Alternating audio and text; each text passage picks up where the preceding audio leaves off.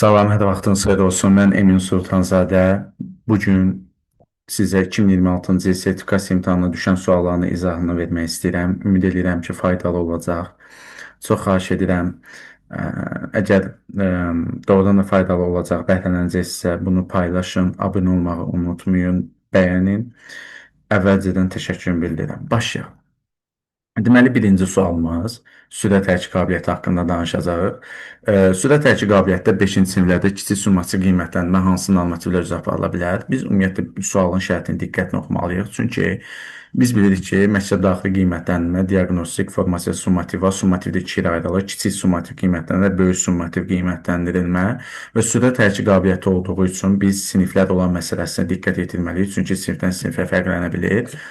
Və bizə deyir ki, 5-ci siniflər və kiçik summativ qiymətləndirmə və sürət hərəkət qabiliyyəti. Biz bilirik ki, sürət hərəkət qabiliyyətdə 5-ci siniflərdə kiçik summativ qiymətləndirmə üzrə 30 metr məsafəyə qaçışdır. 6-9-cu siniflərdə 60 metr məsafəyə qaçışdır.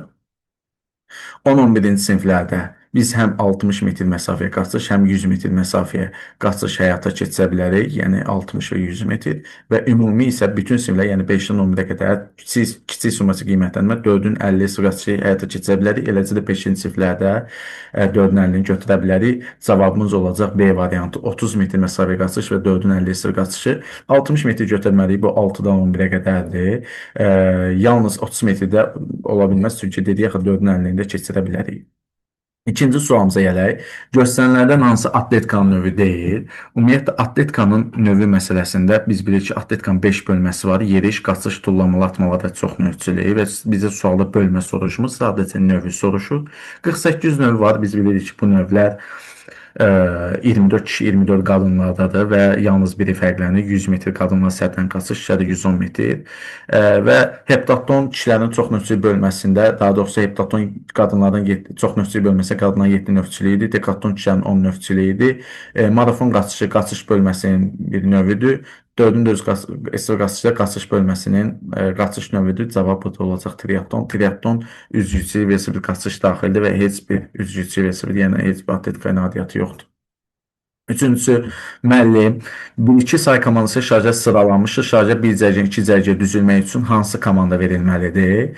Biz burada bilirik ki, ümumiyyətlə düzülüş şarjın bir cərgə fəaliyyəti üçün yerləşdirməsidir. İki forması, növü var, sıra və cərgə. Sıra əslində hərbidə ümumi anlayışda kolon deyirik biz hərbidə. Amma fiziki tərbiyə dərsi sıranı kolon kimi qələmə veriblər. Yəni bir düz xətt üzrə boyun ardınca durub bircə edilən fəaliyyətdir. Bu sıradır və bir qol uzunluğu məsafə adlanır. Cərgə isə çiyin-çiyinə durub bircə edilən fəaliyyətdir. Təbii ki, bir düz xətt üzrə. Və burada da 4 barmağın interval adlanır və bu şarjə sıralanır. Yəni 1, 2, 1, 2, 1, 2 müəllimin komandası. Bir cərgə, iki cərgə üzmək üçün iki cərgə düzül komandası verilir. Yəni bu cərgə olduğu üçün cərgə komandası verilir. Sıra deyil, ona görə bunu səhv salmayaq. Və bu zaman birlər qalır yerində, ikilər keçir. Sol ayaqla başlayır, sol ayaq arxaya, sağ ayaq yana. Yəni sol sağ solla keçirlər ikilər birlərin arxasına. Düzgün cavab Dadaş.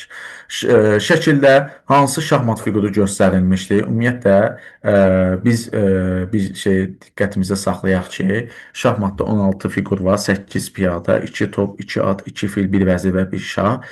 Fillər C və F xanasında yerləşir. 2 filimiz olur və bu bəlkə də piyadaya oxşayır, amma piyadada belə qırıq olmur və piyadanın boyu biraz boy cəhətdən balaca olur. Cavab o da fil olacaqdır. Futbolda top qapı dirəyinə dəyib qayıdarsa nə olacaq? Mən həmişə böyük tövsiyə görürəm. Yəni məsləhət kimi ki, yaxşı mənada mütləq idman oyunlarına baxın. Nəinki futbola, hal-hazırda biz dünya çempionatı gedir. Futbola baxın, amma nəinki futbola, basketbol, voleybol, handbol, badminton, futsal, hər birinə baxın ki, o çox kömək olur qaydaları anlamağa və hətta özümüz də oynasaq bu çox yaxşı olar. Futbolda top qapı dirəyində dəyib qayıdarsa nə olacaq? Təbii ki, oyun davam edəcək. Əgər sərbəst zərbə deyirsə, sərbəst zərbə nə zaman oynayır? Təhlükəli oynayarsa, kontakt yoxdursa, yəni rəqibinə kontakt zəncələyərsə, etiraz edər, təhqir edərsə, qapıçının başı mane olarsa, olanlar liniya eləmişdi, falan eləmişdi. Yəni qapıçı topu atarkən vurursa falan eləyirsə oyuncu, bu sərbəst zərbədir, ayaqla vurursa. Yox, qapıdan zərbə top deyirik, sonucu olaraq hücum edən oyunçusunun toxunuşdan sonra yer xəttini, qapı xəttini yerlə hava ilə keçibsə, qol olmayıbsa, olubsa, bu hücum eləyən qapıdan zərbə olub. Amma sual şərtdə heç bir çıxma deyil. Desəydi ki, top qapı dirəyinin, yəni ştanga dəyib çıxırsa, onda bəli, ola bilərdi. Amma burada heç bir çıxma yoxdur. Top qapı dirəyinə dəyib qayıdırsa, oyun davam edəcək. Olimpiya oyunlarında yalnız qadınların iştirak etdiyi gimnastika növü, ümumiyyətlə gimnastika növündən danışırıqsa, yəni 9 növ var, amma bunu ayırmalıyıq ki, Olimpiya oyunları proqramına daxil olan 4-üdür. Bu bədii gimnastikadır, idman, yəni qadın və kişi, qadın idman gimnastikası, kişi idman gimnastikasıdır və batutla fərdi tullanmadır. Batut və tam növündə batutla fərdi tullanmadır. Deməli, bu da akrobatika, aerobika, tim kimi çıxdı. Qaldı bu da ikisi. İkisi də bəli, Olimpiya oyunları proqramına daxildir. Mən razıyam.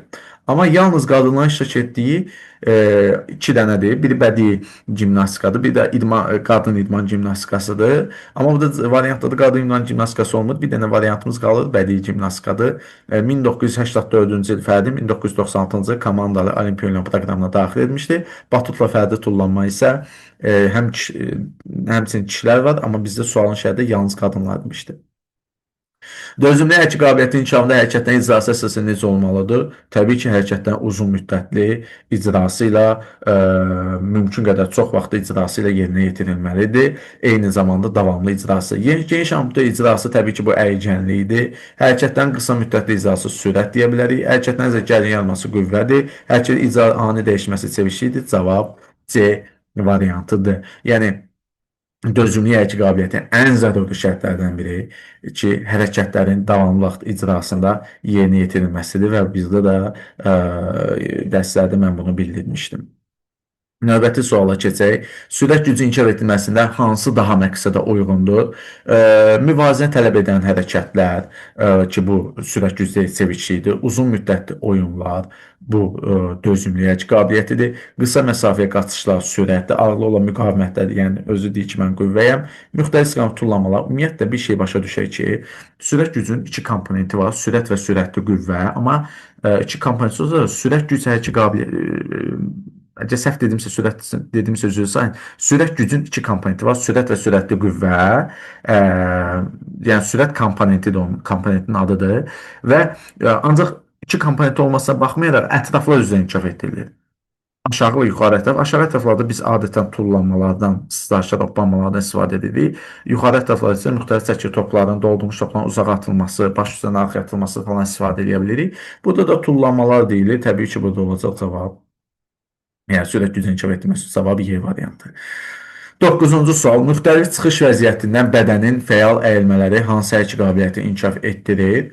Bu bəlkə də bəzi müəllimlərin müxtəlif çıxış vəziyyəti çaşdırıb. Çünki müxtəlif çıxış vəziyyətindən startlar, məsələn, sürət hərəkət qabiliyyəti, hərəkətə reaksiya tezliyində var. Hətta belə bir sual da gəlmişdi.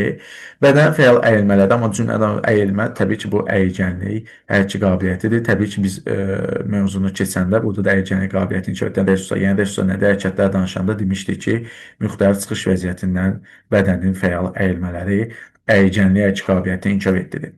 10-cu suala baxaq. Göstərilərdən hansı hərəkətin reaksiya tezliyini inkişaf etdirir? Ümumiyyətlə, sürət hərəkət qabiliyyətinin 3 komponenti var. Bunun birincisi reaksiya tezliyi, yəni hərəkətin reaksiya tezliyidir. İkincisi hərəkətin tezliyidir, yəni oksitli hərəkətlər. Üçüncü isə maksimal sürətdir.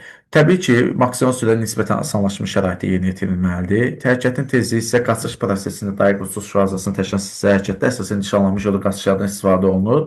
Amma reaksiya tezliyi o siqnala verilən statlardır ki, məsələn, bayraq ola bilər, əl çalımı ola bilər, fit ola bilər, tapanca ola bilər ki, bunlardan istifadə etməklə şəcərdə o reaksiya tezliyini inkişaf etdirmək olar. Burada da müxtəlif çıxış vəziyyəti. Müxtəlif çıxış vəziyyəti nədir? Ümumiyyətlə, bu statlar qeyri-standart olmalıdır. Yəni, oturmuş vəziyyətdə ola bilər, külək qaçış istiqamətdə ola bilər. Yəni, mən burada sürət hərəkət qabiliyyətini açsam, siz görəcəksiniz ki, məsələn, bunlar çıxış vəziyyətdə qeyri-standartdır. Oturaraq dayaqdan, oturmuş vəziyyətdən, külək istiqamətdə, uzanmış vəziyyətdən, bütün bu statlar, müxtəlif çıxış vəziyyəti statlar adlanır ki, cavab hərəkətə reaksiya tezliyi inkişaf etdirir ki, cavab A-dır. Nişanlanmış yolda qaçış hərəkətin tezliyidir.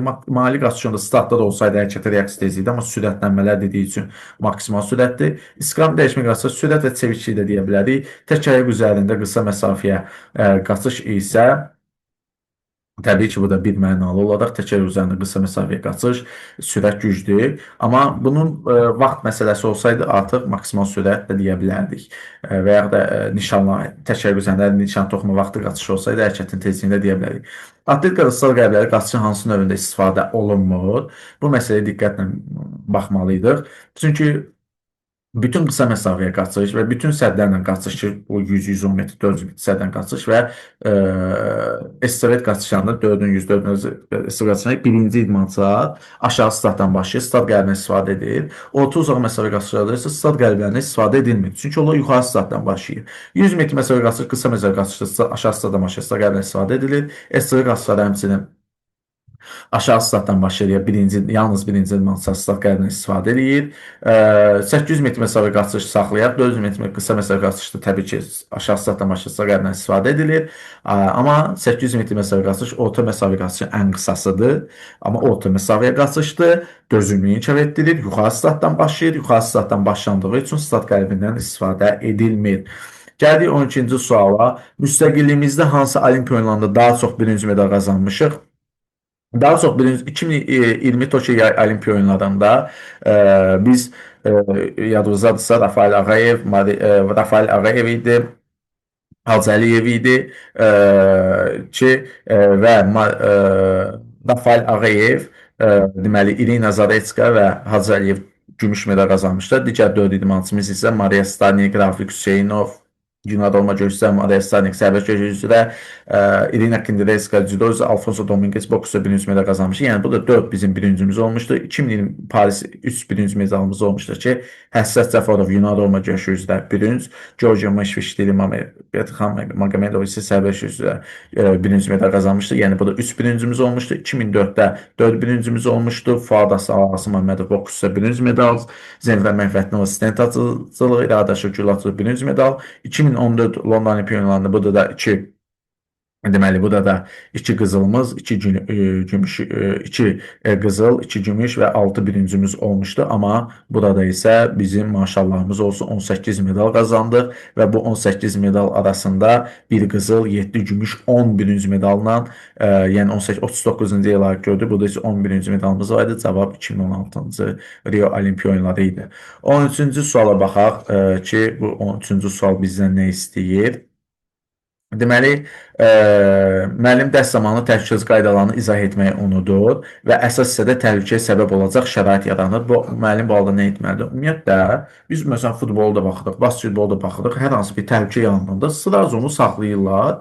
Müəllim bir qısa müddətdən sonra oyun bərpa olunur. Burada da deyir, şarjə oyuna davam etməyə məcbur etmək. Xeyr, belə bir şey yoxdur. Çünki orada təhlükəsizlik ən birinci prinsipial məsələdir.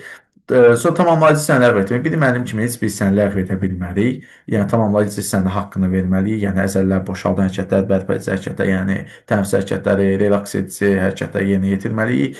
Şarjə qayda riayət etmək üçün cəzalanmalı. Yəni birinci burada biz izaha verməmişik və cəzalanmaq heç bir halda çıxış yolu deyil. Dərsi ləğv etməli, dərsi ləğv etmək kimi bir ixtiyarımız yoxdur. Bəli, dərsi qısa dayandırıb yerinə izah edib dərsə davam edə bilərik. 14-cü sual. Futsal deyil, futbol demir, futsal deyil. Diqqətli ol, hansı yoxdur? Cərimə meydançası biz bilirik ki, var. Bu 6 metrlikdir. Ona görə xətt çəkir. Künc bölməsi var. 0,25 metrdir sahəsi. Künc bayrağı belə bir şey yoxdur. Bu futbolda var. Ona görə məsələn biz futsala bu gün baxsaydıq, bəlkə də bu sualın səhv cavabı yazanlar səhv cavab yazmazdı. Texniki zona əvəz etmə xətti var ki, bu da 5 metrdir. Komandanın özünü əvəz etmə xətti və texniki zonası var. Badmintonda tək qaldı oyunçu servisi meydança hansı istiqamətdən başlamalıdır? Ümumiyyətlə biz bilirik ki, badmintonda meydança 2 yerə ayrılır. Bunun biri sağdır, biri sol tərəfdir. Sağ tərəf, yəni bu hissə, sol tərəf isə bu hissədir. Və oyuna başı cüt xallarında oyun meydançasının sağ tərəfdən başlayan, tək xallarında isə sol tərəfdən başlayan və diaqonal xidmət sahəsinə vurulmalıdır. Tək xal olduğu üçün oyun meydançasının sol tərəfindən başlanılacaq.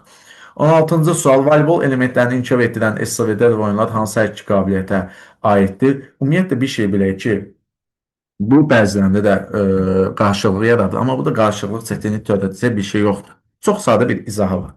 Əgər ki, Ə, İdman oyunları həm çeviki, bəli, həm dözümlü inkişaf etdirir. Bu qarşılıqlıq məsələsində bir şey yoxdur. Niyə? Əgər texnika, taktika varsa, element nədir, texnika, taktiki şeylər varsa, bu çevikidir. Əgər yox, bir oyunçunun futbola baxır 90 dəqiqə oynaması üçün buna nə lazımdır? Dözümlük. Basketbol 40 dəqiqə oynaması üçün nə lazımdır? Dözümlük. Şarjə əsası 20-25 dəqiqə oynaması üçün nə lazımdır? Dözümlük. Bəzən şarjə 20-25 dəqiqə sonra da oynaya bilmir, artıq əllərini dizə qoyub belə elə. Çünki həm uşaqlarda dözümlük qabiliyyəti o dərəcədə inkişaf olunmuyor. Və bizə deyir ki, voleybol elementlərini inkişaf etdilər estafetlər. Bu texniki şeylərdir. Məsələn, bu nə deməkdir? Topu çiləyərək aparılması, topun ötürülməsi, qapıya zərbə vurulması. Məsələn, futbolda topu qapıya zərbə hamı vura bilər. Amma hamı hədəfə dəqiq vuracaqmı? O qapıçı ortada durur da. Adətən yanlara vurmaq lazımdır ki, qapıçı tutmasın və ya topun ayağın üst hissəsinə vurmaq lazımdır ki, udadır. Yəni zərbə güclü getsin. Bax, bütün bunlar sevici inkişaf etdirən şeylərdir. Voleybolda topun oyuna daxil edilməsi, ötürülməsi, çilənməsi, basketbol olsun, handbol olsun, məsələn deyirik basketbol topu 3 addımla atılması, qapıya atılması, bunlar hər biri texniki taktik elementlərdir. Məsələn biz burada element necə eləyə bilərik voleybolun elementlərindən biri. Burada məsələn belə bir şey eləyə bilərik. Basketbol da ola bilər, bu da voleybol yazılıb. Məsələn bunların arasından bir-birimizə iki nəfər bir-birinə estafet pas ötürərək gedib qayıda bilərlər. Belə bir oyun təşkil etmək olar. Cavab çevikçi idi. Amma dözümlü isə sona qədər o yüksək intensivi qoruyub saxlamaq lazımdır. Voleybolda komanda hücumu tamamlamaq üçün maksimum neçə toxunuş edə bilər? Bunu hər birimiz əgər voleybol oynamışıqsa bilirik. Bu 3 toxunuş deməkdir. Və bir oyunçu topa bir xalla mübarizədə ralli deyirik biz ona. Bir dəfə adıcı olaraq, adıcı olmayan maksimum 2 dəfə. Bu nə deməkdir? Mən ötürdüm əliyə, əli ötürdü mənə, mən zərbə vura bilərəm. Yəni adıcı olmayaraq 2 dəfə toxuna bilərəm. Amma adıcı olaraq bir dəfə, yəni öz-özümə belə eləyə bilmərəm. Amma bir komanda 3 dəfə mən ötürdüm filan kəsə, filan kəs ötürdü və filan 3 dəfə toxunuşu vurmalıdır. Amma blokdan gələn topu bura saymayaq çünki o sayılmır. Yəni cavab 3 toxunuş olmalı idi. 18-ci sual. Voleybolda yanlış oyunçu serisi başlayıbsa qərar nə olacaq? Bir şey bilirik ki, voleybolda bu tordur, bu ön zonadır, bu da arxa zonadır və arxa zonadan servisdə həmişə biz bilirik ki, birinci zonanın oyuncusu başlayır, libero heç bir halda servis başlamaz və arxa zona sizdən yeni başlaya bilər, amma yan xəttin ondan kənar çıxa bilməz. Servis başlayıcı 8 saniyədə oyunu başlamalıdır, amma bu da deyir ki, yanlış oyuncu oyuna başlayıb. Yanlış oyuncu başlayıbsa mən başlamalıydım, gəlib Kənan başlayıb, bu zaman nə olacaq? Bu servis xətasıdır, rəqibə xal veriləcəkdir. Bəli, rəqib oyuna başlayır, amma bu da deyir xal verilmir. Xeyr, xal verildiyi üçün bu variant səhvdir. Mübahisə top başqa bir şeydir. Servis yenilənmə komanda tərəfindən təşkil edilir. Xeyr, bu xətadır. Rəqibə verilir. Xal rəqibə verilibsə, deməli servisdə rəqibə veriləcək. Servis onu səhv düzəldir. Xeyr, artıq bu xətadır. 19-cu sual. Basketbol neçə hissədən ibarətdir? Biz ümumiyyətlə bilməliyik ki, basketbolda bir hissə anlayışı var. Mən dəfələrlə demişəm. Bir dövr anlayışı var. Hissə budur ki, bax məsələn, belə götürək, iki hissəmiz var. Bu bizim birinci hissəmizdir. Bu da bizim ikinci hissəmizdir. Birinci hissə və ikinci hissə. Bu da yazaq X. Birinci hissə və ikinci hissə. Bunun özünün payına 2 dənə dövrə düşür. Ki, hər dövrənin müddəti 10 dəqiqədir. 10 dəqiqə, 10 dəqiqə, 10 dəqiqə və 10 dəqiqədir. Bu da bizim periodlarımız. 2 verdiniz, 4 periodumuz var. Bir periyod, yəni bir dövrəmiz, Azərbaycanla dövrə usulsuzdan perioddur, 10 dəqiqədir, ümumi görüşümüz 40 dəqiqədir, amma bir hissəmiz deməli 20 dəqiqədir. Cavabda 2 hissəmiz olacaqdır. Kimsə buna 4 hissə yazıbsa, o 4 dövrəli hissə deyil. Basketbolda əsas vaxtda hesab bərabər olarsa nə olur? Elə buradan qaydaq. Əgər bu ümumiyyətlə basketbolda heç bir halda heç olsa ola bilməz, amma tutaq ki, oyun bitib hesab 70-70. Bu zaman nə olacaq? 2 dəqiqə fasilə veriləcək və oyuna qalib müəyyən olunsun 5 dəqiqə artırılacaq və qalib olan bu prosedur davam edəcək. Cavab C-dir. D variantı isə həndbola aid olan bir mülahizə idi. Həndbolda hansı nahiyə ilə topa toxunma olmaz? Həndbolda açıq ovucdan, bağlı ovucdan, dizdən, ombadan istifadə edilir. Topu tutma, atma, itirmə icazə verilir. Mən həmişə niyə deyirəm oyunlara baxın. Hətta yadımdadır bir də həndbol oyuna baxanda o da oyuncu başla o tullanır. O yadımdadır Van Persie İspaniyaya qol vurmuşdu futbolda. Bu da elə tullandı vurmaqdan. Yəni o oyuna baxanda artıq görmək olur ki, hakim oyun saxlamışsa başla oyuna icazə verilir. Yəni buna görə baxmaq önəmlidir. Eləcə də qolla, omba ilə, sinə, amma handbolda rəqib tərəfindən atılan top isti olmaqla oyunçu dizdən aşağı, pəncə dizə toxunması, yəni ayaqla toxunmasına icazə verilmir. Cavab Dadaş. Qanaxma zamanı sarğı qoyarkən barmaqların göyərir. Səbəbi nədir? Sarığının sıx olmasıdır ki, bu barmaqların ucu göyərir artıq. O qan dövranı orada zəifləyir. Yəni qan dövranı ritmi pozulur. Ona görə buna diqqət etmək lazımdır. İlk tibbi yardım zamanı şagirdin əldə bədən hansıca müəyyən etmək olar. Burada bəzi şəxslər ənsə götürmüşlər. Aydın məsələ, biz hərarəti uşaqda nəsə bir hərarəti qızdırmamız falan da ölçmüşük. Sinə ilə heç vaxt ölçməmişik, dirsə ilə heç vaxt ölçməmişik, sonra kürəklə heç bir halda ölçməmişik.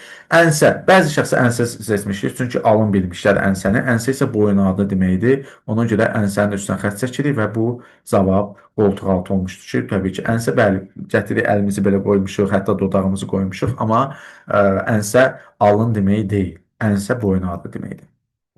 24-cü sual uyğunluğu müəyyən edin.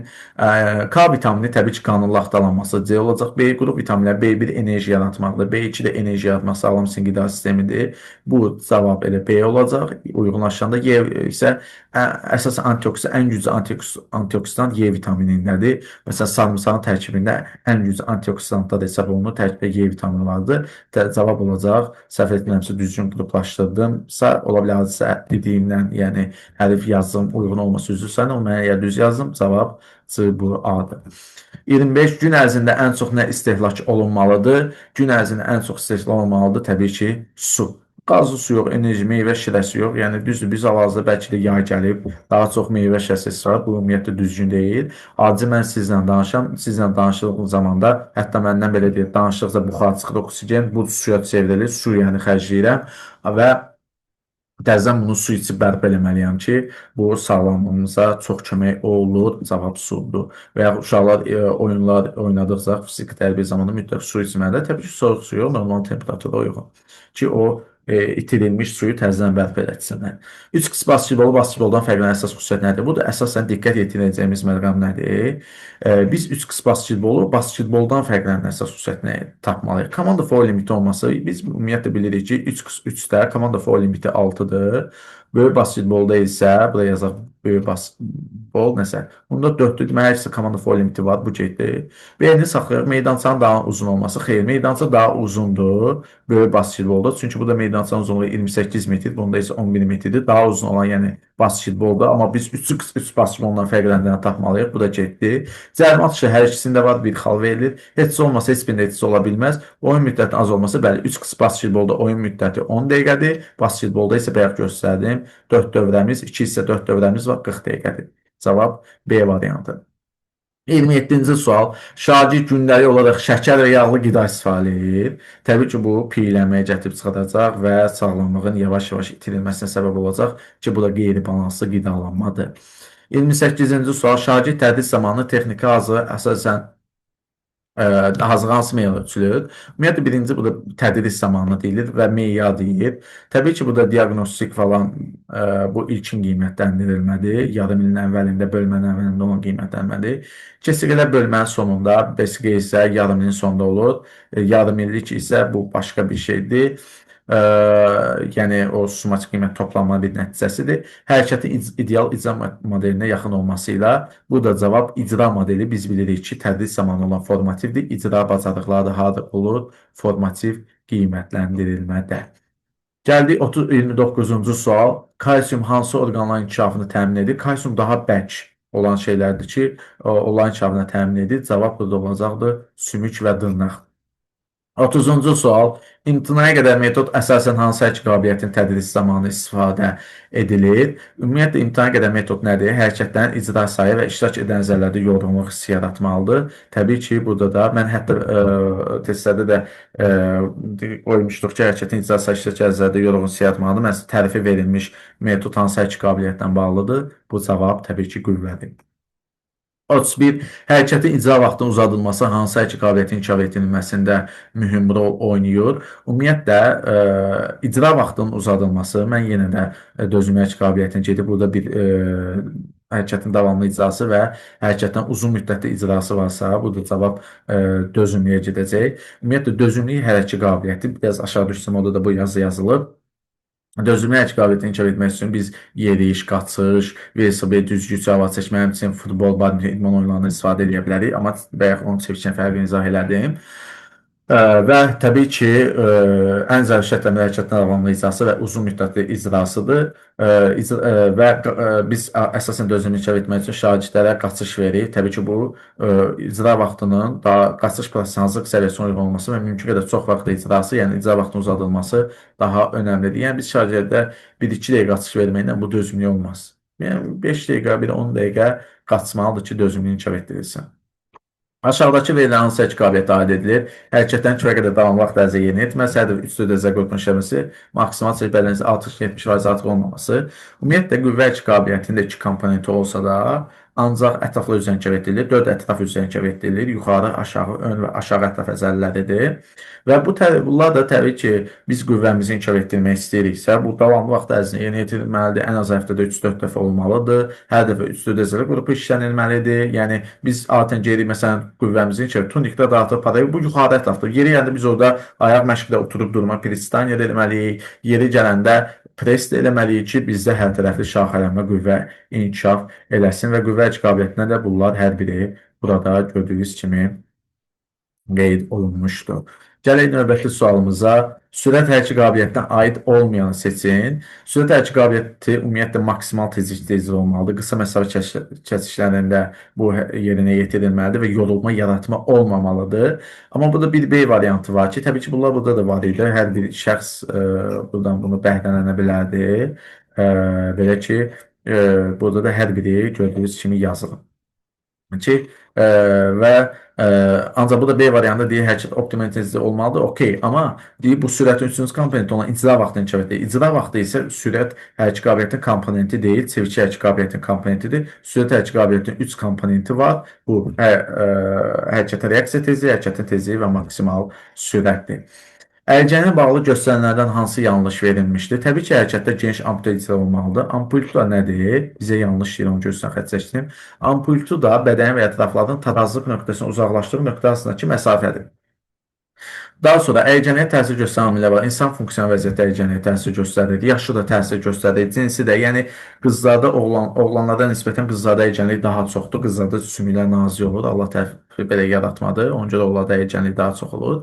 Və isti qızmar havalarda əyicənlik təbii ki, çox olur. Niyə? Məsələn, biz əyicənliyi inkişaf etməsi üçün qızışdırıcı hərəkətləri birinci nəzərə alırıq. Çünki qızışdırıcı hərəkətlər əyicənliyimizə daha çox kömək olur.